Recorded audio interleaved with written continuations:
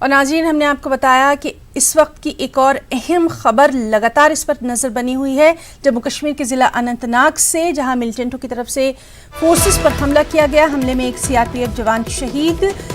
اور حملے کے نتیجے میں ایک لڑکا بھی ہلاک ہو گیا ہے۔ اور چلیے رخ کریں گے ہمارے نمائندے مدثر قادری کا۔ مدثر، آپ سے اس کی تفصیلات چاہیں گے، کیا کچھ اور خبر؟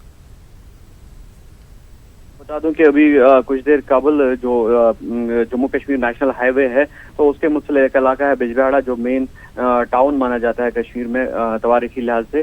تو وہاں پر ملیٹنٹوں نے اٹیک کیا ہے۔ CRPF کی ایک پیٹرولنگ پارٹی تھی تو اس پر حملہ کر دیا گیا، اور جس کے نتیجے میں ایک CRPF اہلکار، اور ابھی تک جو ہمارے پاس تازہ تفصیل ہے اس کے مطابق ایک مائنر لڑکا ہے،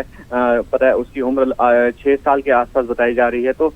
وہ دونوں کی جان جو ہے وہ ضائع ہو گئی ہے۔ اور اس کے بیچ جو ہے پورا علاقہ جو ہے محاصرے میں لے لیا گیا ہے، کارڈن آف کیا گیا ہے، اور سیکورٹی کی اضافی ڈپلائمنٹ وہاں پر جو ہے تعینات کی گئی ہے، اور یہ سراغ لگایا جا رہا ہے کہ جو حملہ ور ملیٹنٹ تھے جو وہاں سے فرار ہونے میں کامیاب ہو گئے ہیں، وہ کہاں سے آئے تھے یا پھر کس راستے سے وہ فرار ہو گئے ہیں۔ تو پورا ایریا ابھی تک کارڈن آف کیا گیا ہے۔ حالانکہ یہ جو دونوں جانیں ضائع ہوئے، جو CRPF اہلکار ہے یا پھر سول جو ایک لڑکا ہے، کمسن لڑکا ہے، تو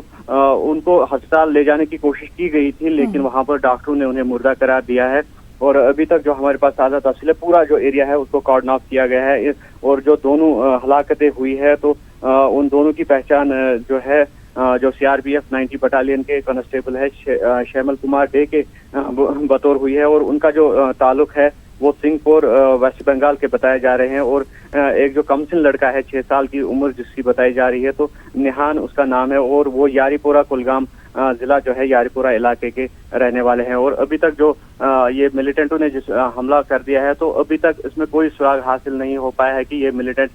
کون سے تھے اور کہاں سے آئے تھے، اور کس طرح سے انہوں نے کون سی اسٹریٹجی اپنائی تھی، کہ کیونکہ سیکورٹی کے لحاظ سے کافی حساس تصور کیا جاتا ہے جو یہ بجبہاڑا ایریا ہے، تو اس کے باوجود بھی ملیٹنٹ وہاں پر اسٹرائک کرنے میں کامیاب ہوئے ہیں، اور یقینی طور پر یہ سیکورٹی کے لیے بھی ایک بڑا چیلنج ہوگا۔ جی مدثر، بہت بہت شکریہ آپ کا تمام تر تفصیلی جانکاری کے لیے۔